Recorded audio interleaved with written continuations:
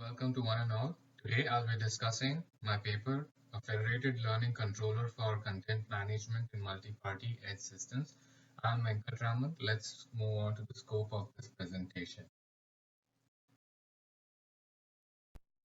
The scope of this presentation is as follows. I'll first introduce the problem and the motivation behind it. Then I'll discuss the system model and the experiments that we carried out. Eventually, I'll discuss the performance evaluation followed by related works. Then we'll look at the summary of the entire presentation.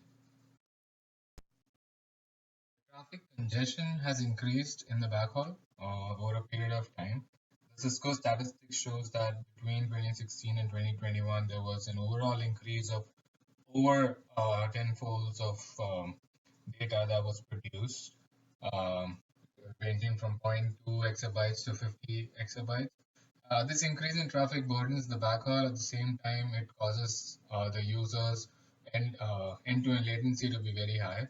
To that end, edge systems were introduced, and these are the preferred spots for caching content. The key here is to understand that there is a limitation, even in the edge entity, in terms of storage and computation.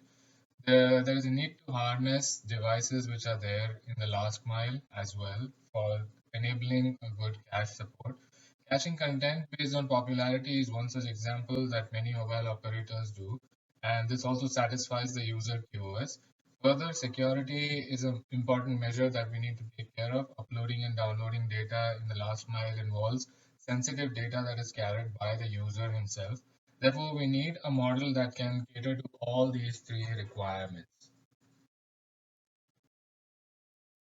So, in line with the above challenges, we have come up with Fedco. The system model for Fedco mainly comprises of two things. One is the mobile device clouds.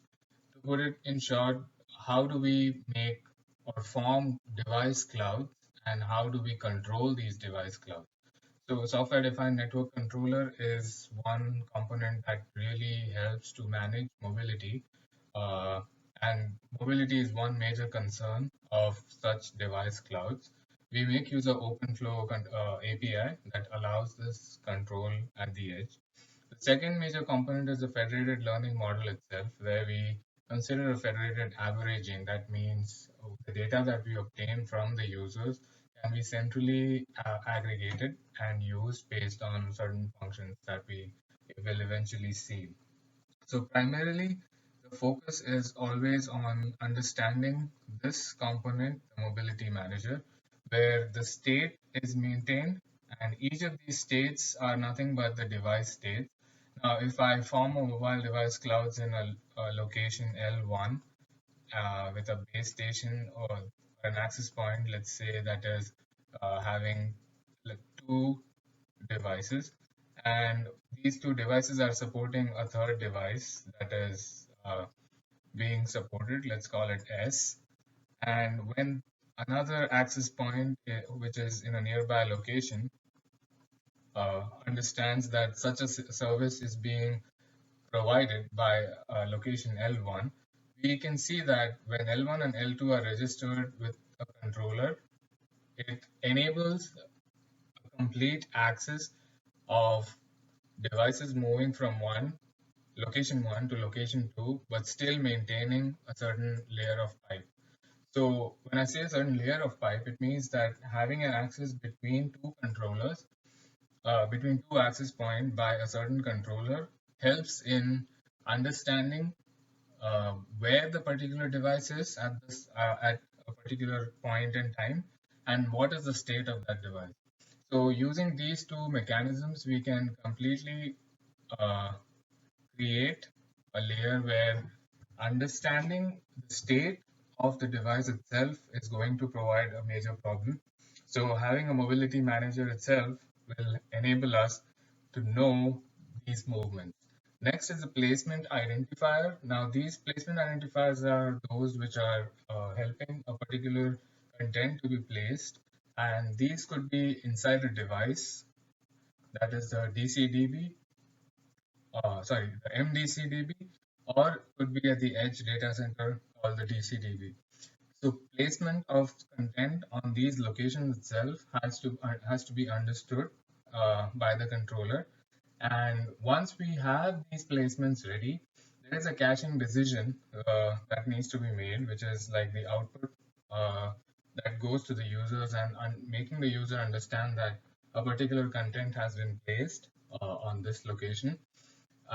And obviously, the main federated averaging engine, which has these two components, the L factor or the L function and the MX values, which are nothing but the QoS values that each user uploads at the time of the service reception. We'll see eventually how these interactions take place and how a maximization function is formed based on individual components.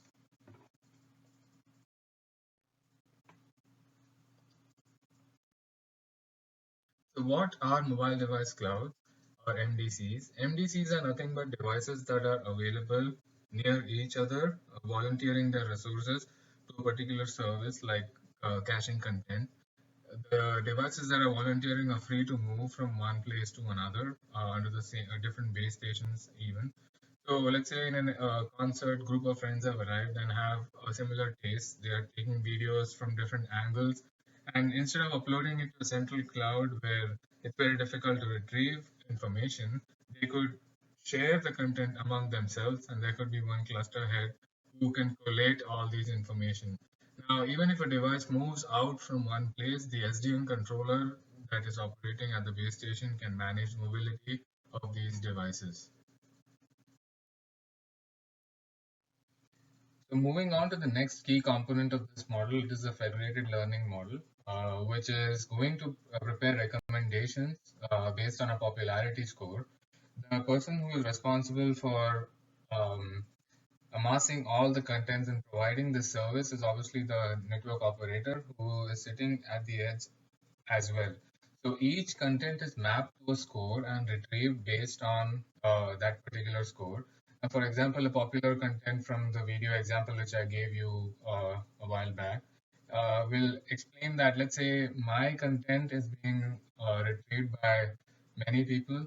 So that would have the highest popularity score, and that's how the drift goes. So each device always keeps the local data within itself that is used for training, and the security is not breached as well. So this is how federated learning helps to maintain security. At the same time, allows the overall distributed learning to take place without any problems. So a central model is formed by aggregating the data from the users and kept at the controller.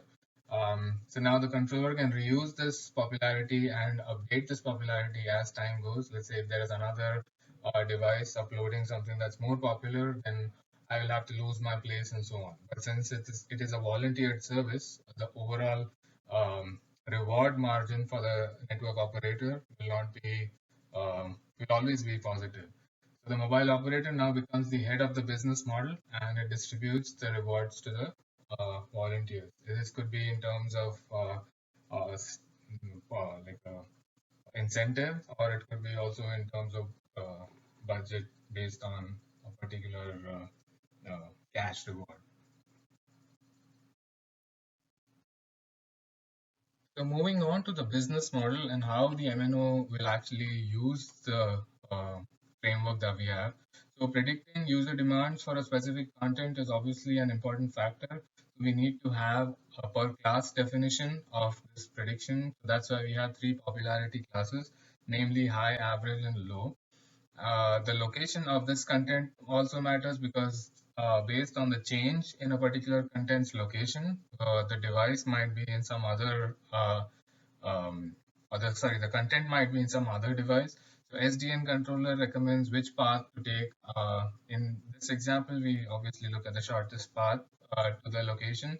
So mainly we have to maximize this function h, which comprises of one, the binary variable, which is the satisfaction of QoS at the time of content retrieval. Second is the satisfaction of deadlines, like user deadlines needs to be met. If it is met, that means the value would be 1, otherwise it is 0. The key components that comprises of the function is the chi r comma c value, which is the MNO's cost price, and the price function. It's a multifactorial definition of QoS deadlines and type of content. Uh, Due to time restrictions, I wouldn't go into depth about these. You can look at the paper for further information. So I'll gloss over the experiment setup. One is the Python simulator that we have, which is the Mininet Wi-Fi. We make use of the POX controller as the SDN controller operating on the OpenFlow API. The switches are the learning switches between devices. We use two laptops with under two different IP addresses, just trying to replicate the autonomous systems in real-time networks.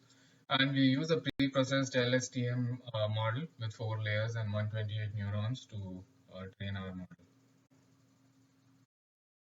With the limited time that we have, I'm only showing the subset or probably the important results that we got. Uh, the first is the cache rate ratio, which is obviously one of the reasons why this model was built. We see that Fedco has a better cache rate ratio compared to the other algorithms. Similarly, the average access latency is also like the lowest for Fedco, and these two are the key reasons why the model really outperforms the state-of-the-art models like Edge Boost and random caching by Chu et al. And Balasubramanian et al. The idea behind is that the learning model is actually enabling the controller to place the content on exact locations based on the recommendations that we got from the previous time period. So as I mentioned before, we make use of time series data that helps LSTM to figure out what the predictions should be. And in this way, we can predict the route that needs to be taken. Based on this, we see that the MNO revenue is comparatively higher for Fedco, and this enables us to conclude that the revenue is obviously going to be higher based on the Fedco modules, because we also removed the Fedco module to check how this model would work without Fedco, and obviously since the learning goes down, we figure out that the overall revenue will also go down. There are two key aspects which needs to be discussed. One is the failure probability or the outage probability. This is the dropping probability of the requests which cannot be completed within the deadline. This could be due to placement errors or due to learning mistakes. But when we look at it, Fedco still outperforms the state-of-the-art models. And based on the trade-offs, that is profit for the MNO versus the QoS, we still see that Fedco tries to achieve the best performance amongst the models.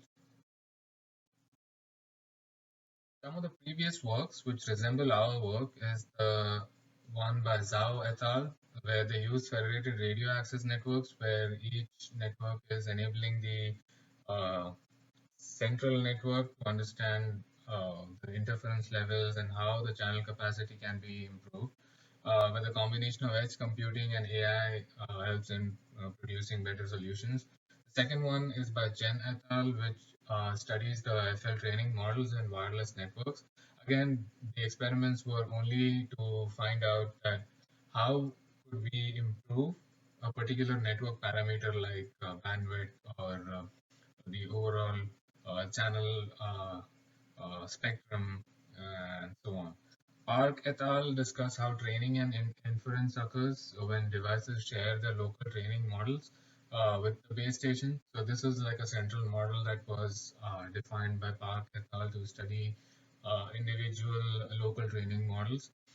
The one which we compare is by Su et al. That propose edge caching scheme, but they do not show any mobility support, unlike our scenario where we have a proper mobility support. And the second one that we compare with is the one called Edge Boost by Balasubramanian et al. And both of these are outperformed by Fedco. So to conclude, we presented a federated learning framework named Fedco to predict the user demands of a particular edge content and maximize the revenue of a mobile network operator. Fedco provides suitable content management placement across different placement sites that enables profitability for the mobile network operator? I'll take your questions now.